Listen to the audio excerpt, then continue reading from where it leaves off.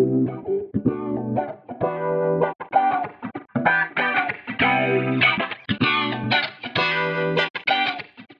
right, this is Andy McNeill. I'm excited today to have Bryan Day, the Executive Director of the Port of Little Rock. And today we're going to talk about how the port and all the things associated with the port drive economic activity throughout central Arkansas and maybe even beyond that, how it links to a broader economy. Bryan, how are you doing? I'm doing great, Andy. Thanks for having me today. And so I know from what I understand, you've been at the port now for, is this your 11th year or 12th year? 11th year. I came out here in 2014 after spending about 20 years with the city of Little Rock. Got it. Okay. Well, tell me a little about yourself. I know you're a Little Rock guy, right? Did you grow up in Little Rock? I'm born and raised in Little Rock. Have a undergraduate and graduate degree from the University of Arkansas at Little Rock, and went to my first real job was with the Arkansas State Park System, where I spent a few years at Pinnacle, the Ozark Folk Center, and then at Old Washington State Park. And in '93, I was hired to be the Assistant Parks Director for the city of Little Rock, which led to me becoming the Parks Director and then the Assistant City Manager. And after a little over 20 years, I came out to the port in 2014. Have two children. One's a nurse in Chicago. She lives up there. And I have a son who's a banker in Little Rock. Love Arkansas. Love to hike and camp and bike and take advantage of all those wonderful places we have here in this state. Excellent. I didn't know you were a biker. So are you taking advantage of some of the mountain biking trails, or do you like road biking? Yes and no. I prefer road biking. We're going to ride the Big Dam Bridge ride coming up. But excellent. My girlfriend and I have mountain bikes, but we've really we bought gravel bikes and love the gravel biking. We've been to Northwest Arkansas and mountain biked. We've been up in the Ozarks, not just north of your hometown of Russellville, and we do some gravel biking. In fact, in October, we're going to ride the Ben-Hur Lick Fork bike ride really? Up there. Yeah. Well, on a side note, I'm involved in that as well here in the Russellville area. So in a couple ways. So this is probably an obscure reference, but we own a bike shop called Jackalope here in Russellville. Yes, I'm familiar with that. Yes. And so I love cycling. And I too started off as a road biker. Really, I was a runner and I became a road cyclist. And then slowly I stopped running just because it hurt my knees. Right. And so I happen to live near all of the mountain biking trails on Mount Nebo. And so I spend a lot of time doing it. I've ridden Mount Nebo on the mountain bike, and that's there's some really good trails up there. You have to be a little bit careful, but we've really gotten to enjoy gravel riding, and there's no cars, very few dogs. Right. And it's like hiking. Hiking's my true passion. I've hiked the Grand Canyon 11 times. I've climbed Mount St. Helens, climbed Mount Whitney. So mountain or gravel biking is like hiking. You can go farther. Yes, I don't know if you can see more. Do you know Chad Crank in Little Rock? Do you know who the Chad is? I do not. Chad's he's old Stevens guy, and Chad and I he and I did Rainier not too long ago. But so it sounds like we a lot to do the same things. I'm going to switch gears to the port a little bit. I think I've got some statistics that tee it up, but I may be wrong, and so maybe you can tell me if these are correct me.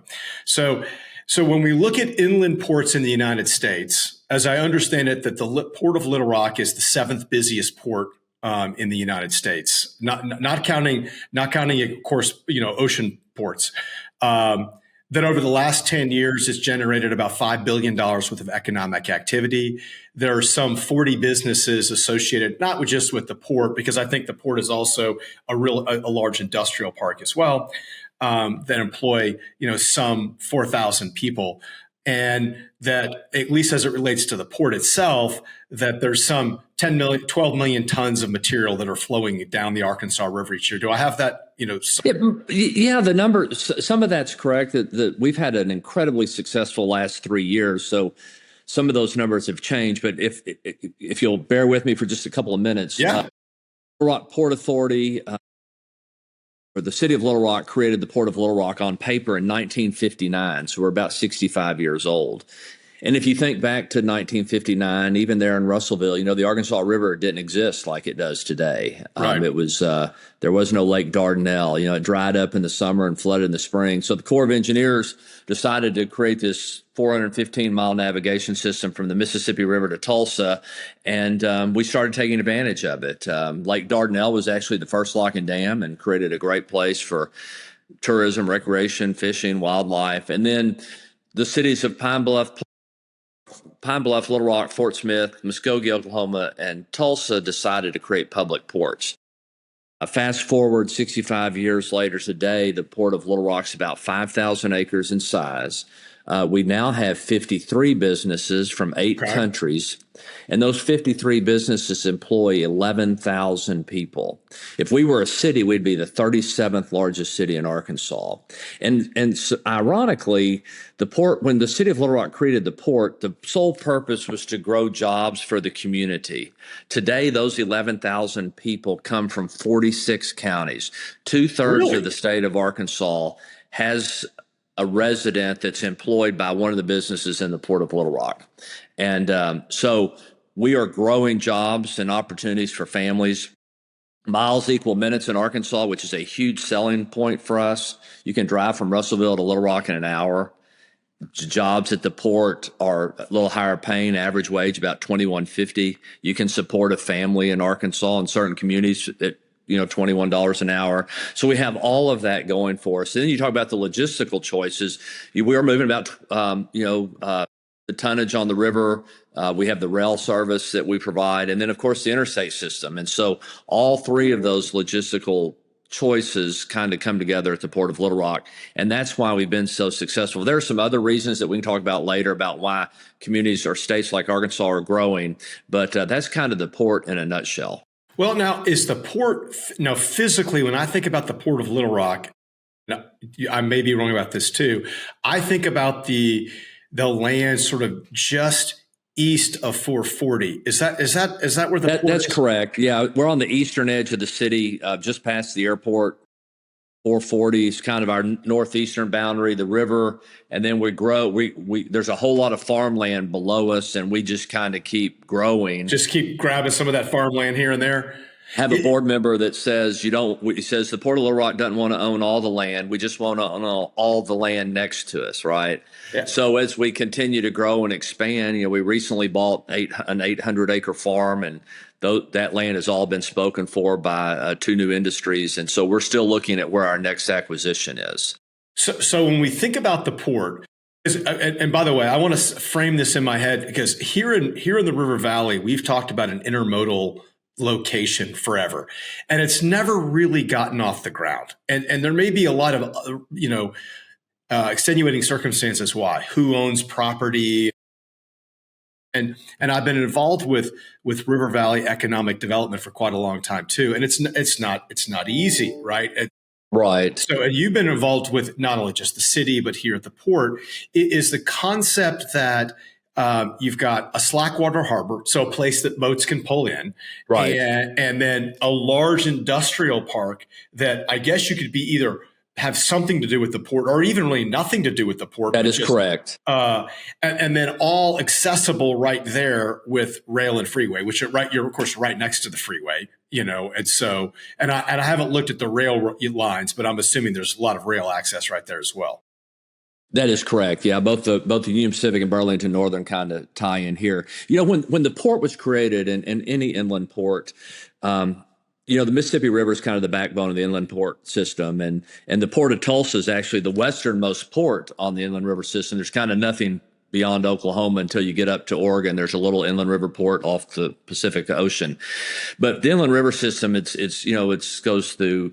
Of course, Missouri, Tennessee, Kentucky, Ohio, the Great Lakes region. And I think when ports are created, at least in America, the idea is that they provide a cheap, efficient, safe way to move heavy commodities, steel coils, petroleum, fertilizer, grain, bridge abutments, wire rod, things like that. And America, the inland river system still has a lot of capacity that hasn't been utilized because I think Americans haven't quite embraced the inland river system. Coastal ports, that's a whole nother conversation. They do Right. really well. You know, America's the largest consumer of goods in the world, and everything comes over in a container box. Everything. But Americans are we're still trying to figure out how to best use the inland river system. You go to Europe, any of those countries, that the rivers, I mean, that is how they move people. That's how they move goods and services. And we're not quite there in America, but it does give us choice. And you can move a load of grain in a barge a whole lot cheaper than you can on a rail car or a truck. And as we continue to grow in population, we continue to grow in traffic, we continue to grow in consumerism. I think the inland river is going to eventually maximize its capacity. When I talk about moving goods and services, I always talk about drive to Memphis from Little Rock one day and look at all the trucks on the road. Think of how terrifying that can be at times, and imagine not having the ability to move goods on the Mississippi River. What would that look like? And so we as a country, as a society, we need to figure out how to take advantage of the inland river system to move the things that you and I and our friends and family consume and have parts of other products. So am I right to think about it like this? If I'm harvesting, let's say, grains in Oklahoma, and even just let's say Oklahoma, surrounding Oklahoma, I would truck it to Tulsa, put it on a barge, and come down the river because I'm exporting. Absolutely. Much of Kansas grain goes through the port of Tulsa. Much of eastern Colorado goes to the port of Tulsa. Bring it by train or rail car, put it in a barge, ship it to New Orleans, put it in a container or a large super sack, and send it anywhere in the world. And I'm assuming that petro products are moving the other direction. Is that correct? Like I'm moving upriver. I mean, I have no idea. I'm just guessing here, but I'm just thinking about all the refineries that sit down like near the Gulf. Yeah, I mean, yeah, I mean, we're not moving a lot of there. At one time, there was a lot of petro coming out of Tulsa downstream, but you see a lot of that moving up out of the Gulf up to, the eastern United States, the Great Lakes, the Ohio area, St. Louis. But yes, they're moving that way. A lot of grain kind of comes down, petro, steel coil, things from overseas. We have a company here at the port called Wellspun. Oh yeah, Keystone I know Pipeline. Wellspun. Sure. A lot of their steel coils came from overseas for years and years and years. Now with the tariffs and some of that, all of that supply chain movement is evolving. But all of those things would come over to the port of New Orleans, maybe the port of Houston, put into a smaller barge so they could come up the Arkansas River through the locks and dams and then offloaded here in Little Rock. Are most of the companies that are there associated with like activity there or on the river, or is it just, hey, it's a great industrial park and it makes sense just to be located there for industrial reasons? I think it's we have about 13 businesses here of those 43 that use the rail, and we have about 7 that use the river. And the rest of them, it's just a great place. It's a greenfield, easy access industrial park. But I remind people, one of our largest users of the river was actually Tokuson and Conway, the steel belted tires. They would bring all this wire rod from the Korean area up the river. Tokuson, unfortunately, is closed, but you don't have to be here to use the river. We move a lot of rock and gravel out of 3M and Granite Mountain quarries. We're moving lumber and things out of Southwest Arkansas. So it's more about the shipping, it's more about the handling, not necessarily the shipping. So we would love for those businesses to be here at the port, but we support everyone in Arkansas.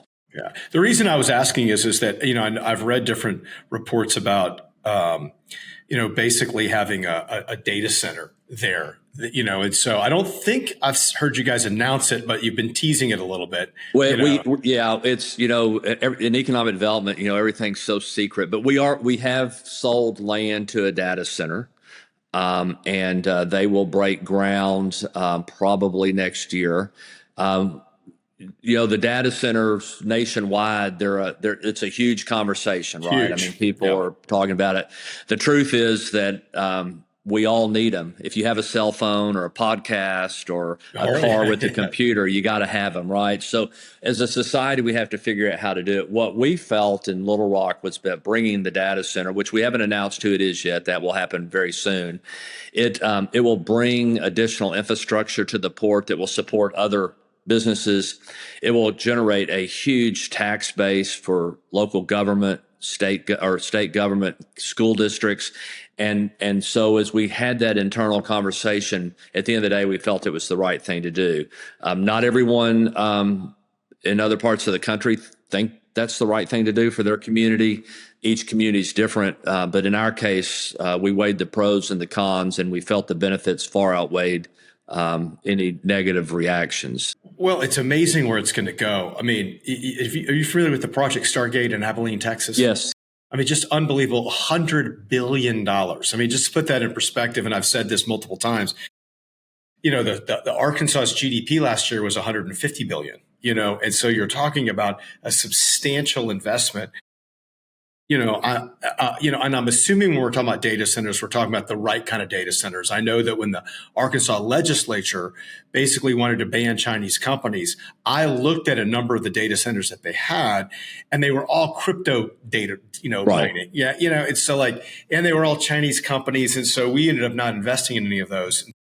But when I think about something just as simple, and I'm sure you've done this, but how often and on an increased scale that I use AIs instead of Google to search something.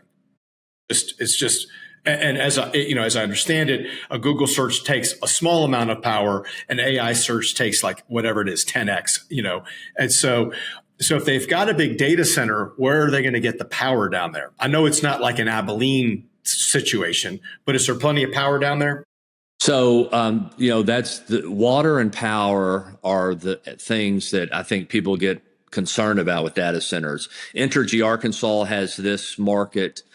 They are working with the data center client to bring additional power to the port.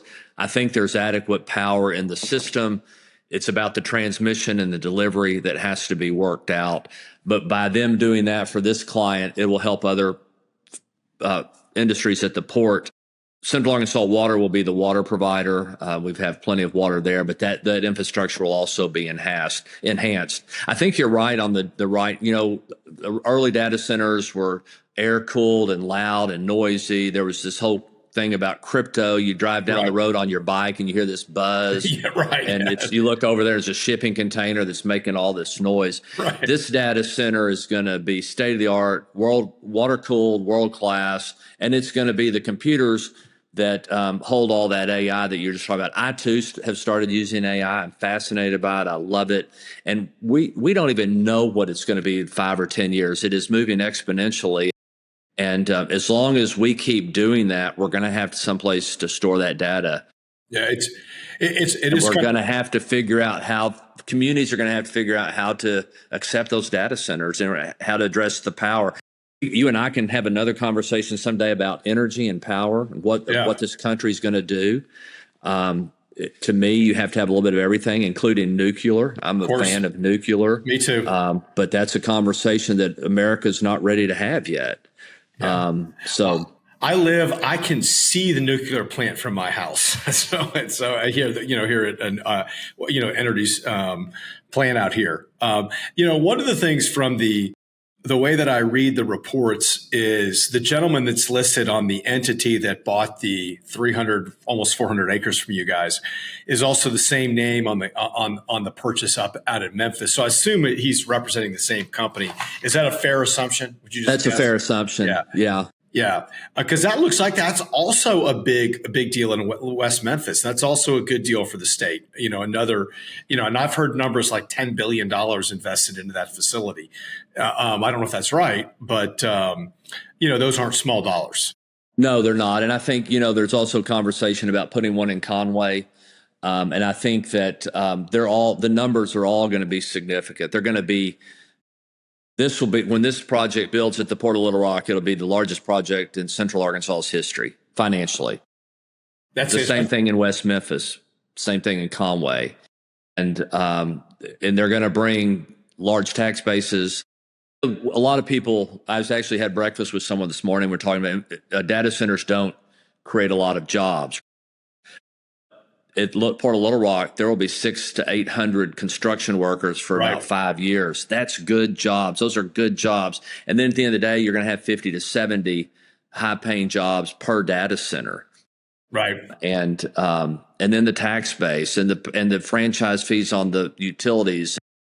And again, me personally, and everyone has their own opinion, but I think at the end of the day, we have to have them, right?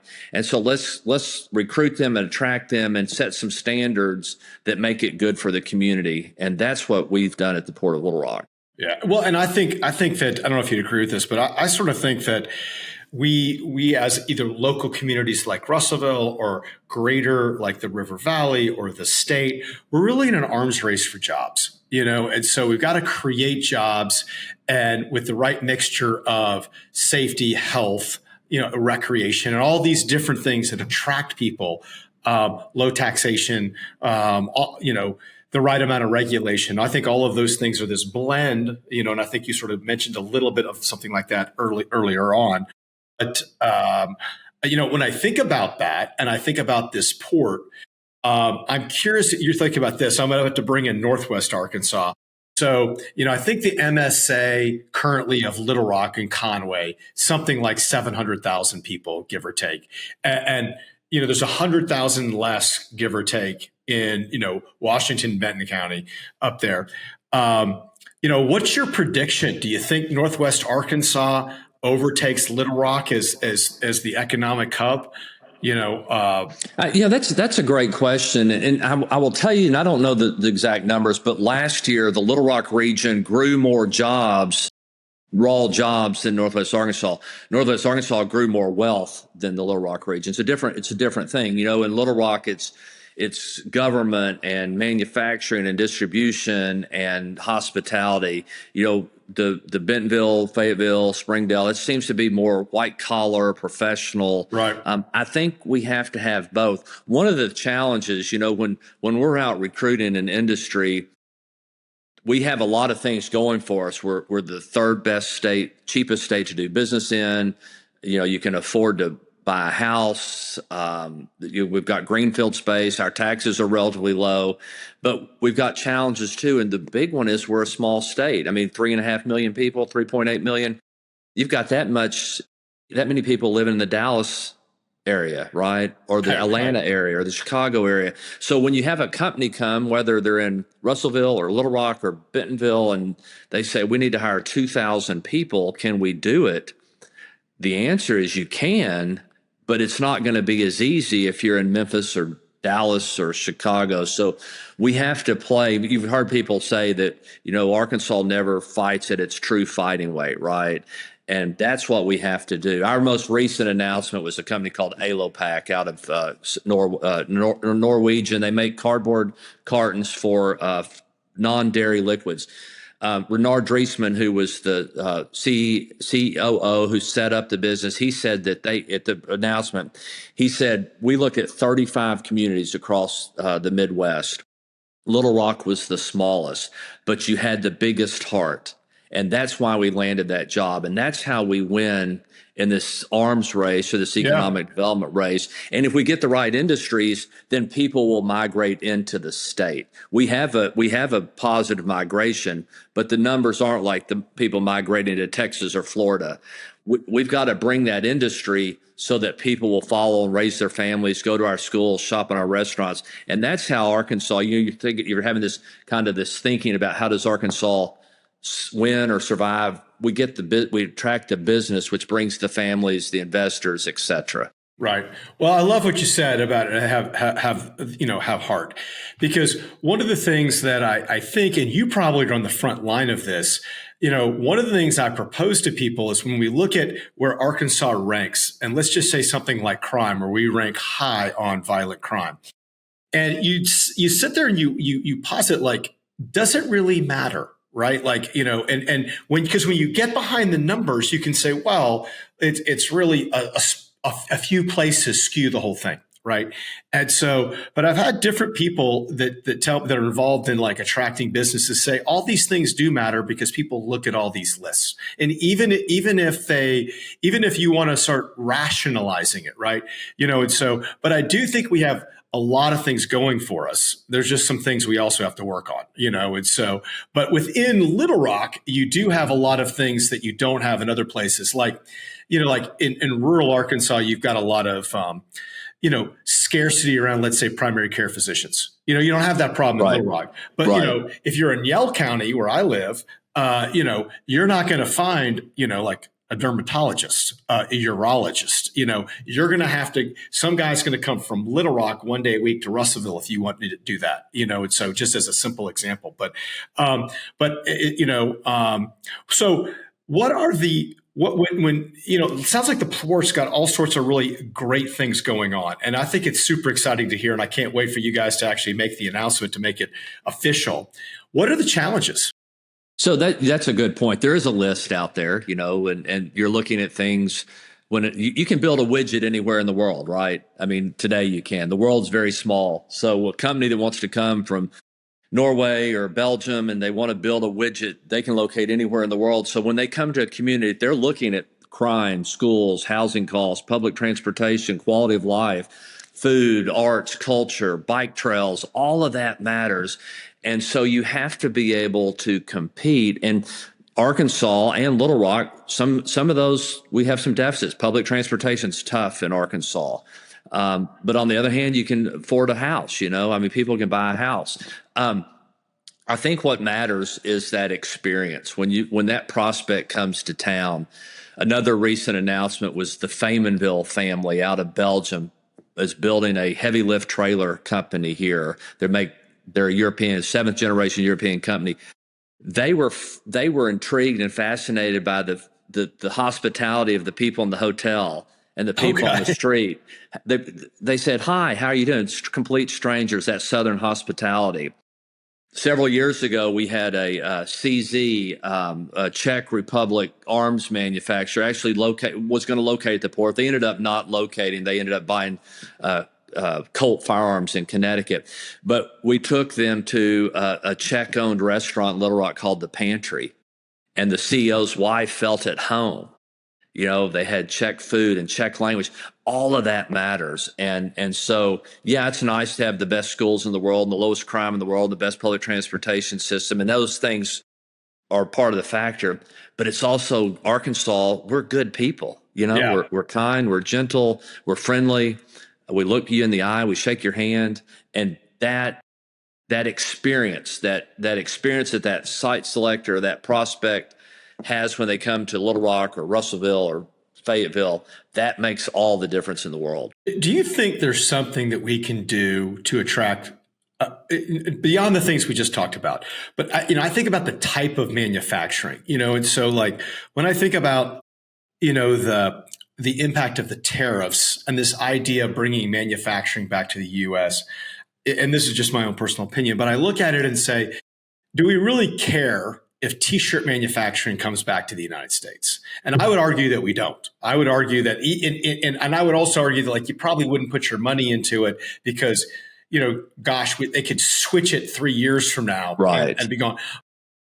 But I do think robotics, and think, because I do think that is going to be something that's going to continue. So to me, if we can attract those sorts of entities here with whatever, whatever way we can. I don't know if it's tax credits. I don't know if it's, I don't know if it's schools. I don't know exactly how you do that. Do you have a view on any of that? Yeah, I do. I think that's an excellent point. And Governor Sanders, she's kind of set some targets, including like advanced manufacturing, robotics, chips, OEMs, official equipment manufacturers for automobiles. We do a lot of aerospace, down in Camden, here at Port of Little Rock, those advanced jobs. That's our target. We're in the schools now. Northwest Arkansas does a good job of it. We're in Little Rock kind of teaching kids that there's good jobs in manufacturing, robotics, CNG, and we're starting to train, the next generation. The state legislature has set some tax incentives that are a little bit better for certain types of jobs. And I do think all of that matters.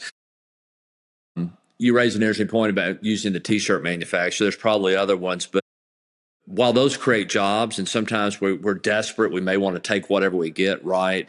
But hopefully Arkansas will soon be at a position where it's okay to say no.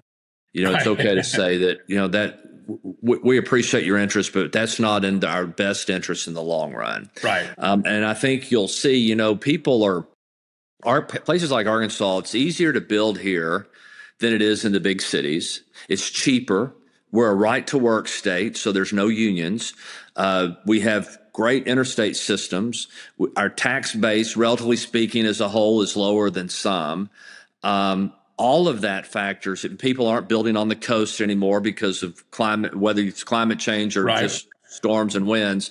So now it's Middle America's turn, and there's no better place than the River Valley. I mean, I agree. from Lone Oak to Fort Smith, along that corridor, every town in there, we should hang our heads high and put out the flag, and that's where business will go over the next 15 or 20 years. I truly believe that. I think so too. I look at where I live, and I have this.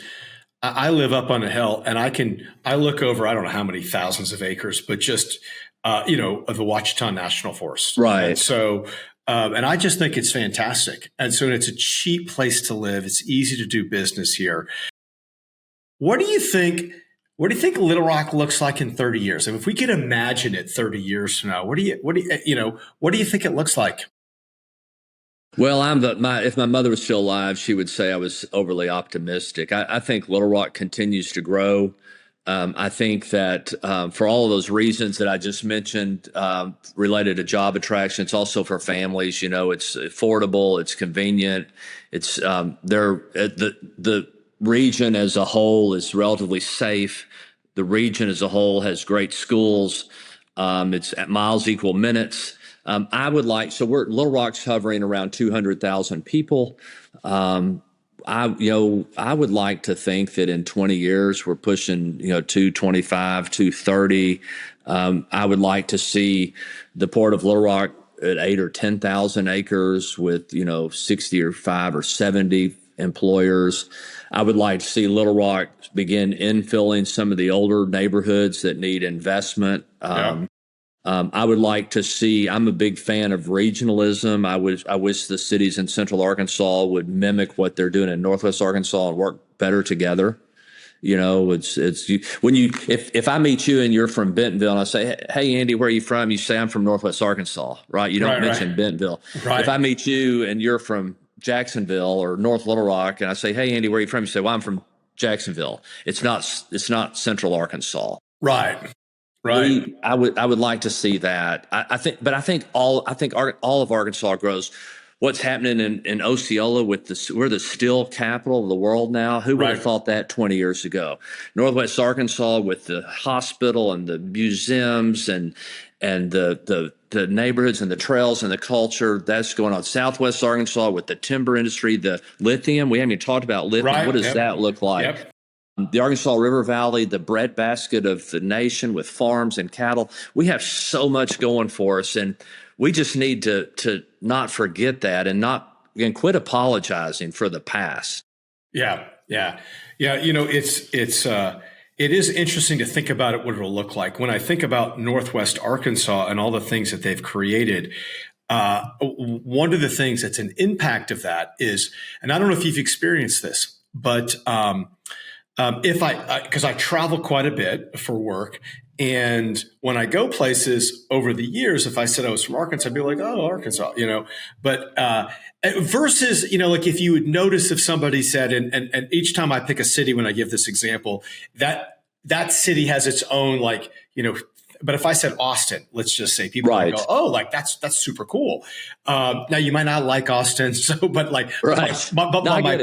my point is that there's this positive reaction versus this sort of and I think today that's not the same. When I tell people from Arkansas, I get this question all the time. I'll say "Oh, from Arkansas," and they go "Oh my gosh, do you live in Bentonville?" I'll say, "Well, no, I live just down the road from Bentonville," but Bentonville and that Northwest Arkansas corridor has really become popular, around the U.S. People think really positive things about it. And I think that it's a blessing for the state. I love the idea that we could have Central Arkansas working on growing and doing what it can do, and then Northwest Arkansas doing what it can do. I think that even if there's some tension, let's just say, I don't mean like in a bad way, but but maybe that accelerates the competition a little bit, And so I don't know if there's a way to think about it that way, but I like that. I like that. I'd like to think in 30 years, this is just my own little thing I wish for, is we'd have a professional sports team. I know we have minor league teams, but I'd love to be on the map with the pro team. That would be great. And my guess is it can't be the NFL because we wouldn't be big enough. But maybe it's a soccer team, maybe it's a basketball team. But I think that would be, I think that would be good for the state. I think that's a great dream, and who knows, a lot can happen. And we are all parts of the state are having some successes, and yes, Bentonville needs to grow, and it is cool. And I was in Spain this spring walking part of the Camino, and I met some folks from Europe that had been to Bentonville to ride mountain bikes. They knew where Bentonville was. We didn't mention a minute ago Fort Smith and the new military base and training fighter pilots from all over the world. I mean, there's just so much going for us, and I won't be here in 30 years, probably. Maybe if I am, I'll be really old. But I think that I think it's going to be amazing. I think our grandkids are going to. I think it's going to be amazing. I think Arkansas is going to. We're in the right place right in the middle of the country, right? Did your kids stay in the state as they grew up, or did they move out of the state? My daughter moved to Chicago to be a nurse. She wanted to live in a city without a car. That was her dream. But my son's a banker here in Little Rock and stayed. Excellent. Yeah, I have 4 kids, and I think I'm going to get the majority of those back here to the state. I've got one here currently, although one's in college, so I don't really count him just yet in the whole scheme of things. But just life takes you in different directions. But I'd like to. That's a real issue though for Arkansas. I mean, it is. Our young people, we're losing our brightest and best, right? And we've got to find ways to keep them back. And I think that's what the Walton family's done so wonderfully in Northwest Arkansas. And I think it'll happen. My daughter may move back someday, but she's 28.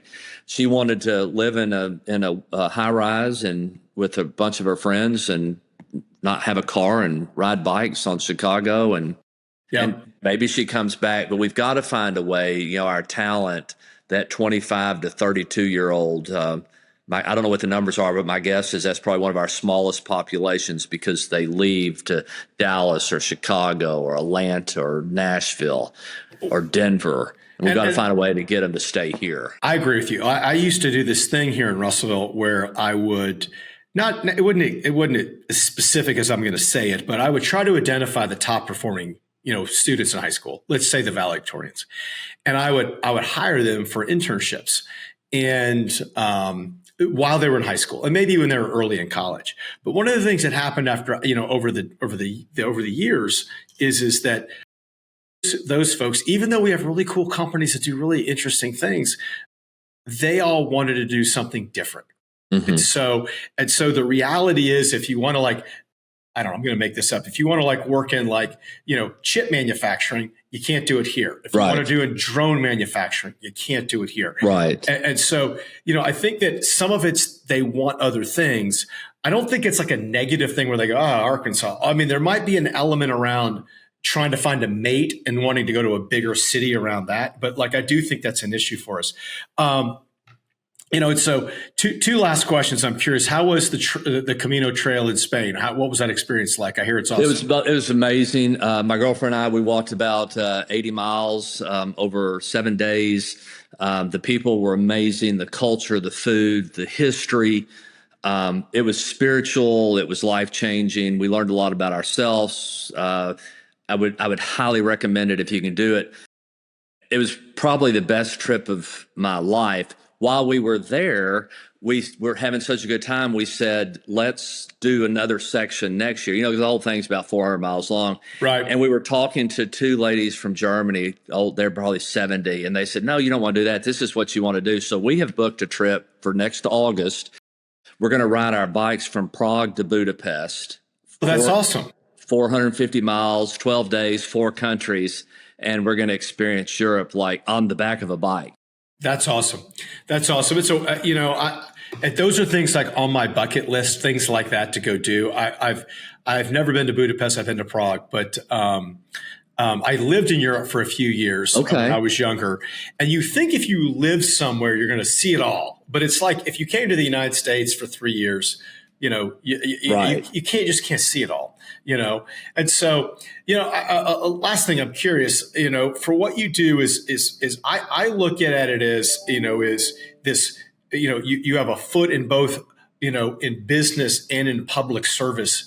And do you view it that way for what you're doing? Yeah, I do. I mean, I've been a bureaucrat all my life, and it's always wanted to be what I wanted to do. When I came out to the port, if you look at when I was with the parks director, the assistant city manager, my primary function was to create a place that people wanted to play in or live in, right? So when I came to the port, that changed a little bit. I want to create a place for people to locate their business in. But bureaucrats, we don't always get it right. We don't. I mean, that's just it's government, bureaucracy, policies, procedures. You can't do this, you can't do that. And so working closely with the business community, the Chamber of Commerce, economic developers, site selectors, real estate folks, it's really broadened my horizons. And I think the reason that the Port of Little Rock has been so successful, 11 announcements in the last 3 years, unprecedented growth, is because we have that bureaucratic public service foundation, but we operate it with business principles. And I wish government in general could do a better job. You got to have both, right? I mean, government takes care of things that business can't take care of, and business can operate more efficiently than government can. So if you can wed those two or merge those two, then I think you can be successful. So yes, I'm a public servant at heart, always will be, but the business acumen that I have learned and have adopted over the last 11 years has really helped me be successful. Bryan, is for what you do at the Port of Little Rock, does what the governor's office do impact that a lot? I mean, because you've been doing this for a long time, you've seen all sorts of different administration. Does their agenda help, or is it really something separate? I think it does. I think that politics matter, and there are certain, the world's changing daily now, right? About what was important 3 years ago is no longer important now, but I think rhetoric matters. This Governor Beebe, Governor Hutchinson, and now Governor Sanders have all been very pro-business, and that's very helpful. If we have a prospect and we need the governors to reach out to them and have a conversation, she will do that. The state legislators have supported incentives and tax packages and tax credits that help us compete. We basically compete with the Southeast region. It's Florida, Alabama, Tennessee, Mississippi, Georgia. And some of those states like Mississippi have incredible incentive packages, but Arkansas is getting better because the governor supports that. So it does matter. And we are fortunate to have had pro-business governors in my tenure out here at the port. Yeah, I would agree. We need all the help. I mean, when you just look at something just as simple as our GDP, like I said earlier, at 150 billion, give or take, that is smaller than everybody around us. Right. And most of them at a scale of at least 2x. I think Texas is 18x. Of course, that's not surprising. Right. But so anything we can do to bump that up is a big help. So do you ever think about putting the one leg just in the business or one leg into politics? Do you ever think about going into politics? Thought about politics. Yes. Thought about running for mayor, maybe. Yeah. I don't know. I'm 63. I have a great job. Yeah. I am young, but I also want to go ride my bike from Prague to Budapest for 2 weeks. Right. I want to hike the Grand Canyon again. I want to, I have a bucket list, probably like you do, mountains to climb and rivers to float. I don't know. I'm young. I hope I have another good, 15 to 20 years to give in some form or fashion. We'll see. Business, I mean, never say no to any opportunity, but I really like what I'm doing. I've been very successful with a good team. It's not just me. It's a team. It takes a team, right? And I'm not sure I want to right now. I think I'm where I need to be right now. But thank you for asking. Well, I appreciate all your service, and thank you for throwing your voice, out into the podcast universe, because we're just trying to take it one step at a time as we, help the state forward. And anyway, Bryan, it's really nice to meet you. Thank you very much for your time. I appreciate it. I enjoyed it. I hope you have a wonderful day. And if you're ever down this way, stop by and we'll take a windshield tour. I would love to do that. I'll take you up on that. So thank you, Bryan. I appreciate you talking to us about the Port of Little Rock today, and have a great day. You too. Thank you. Okay. All right.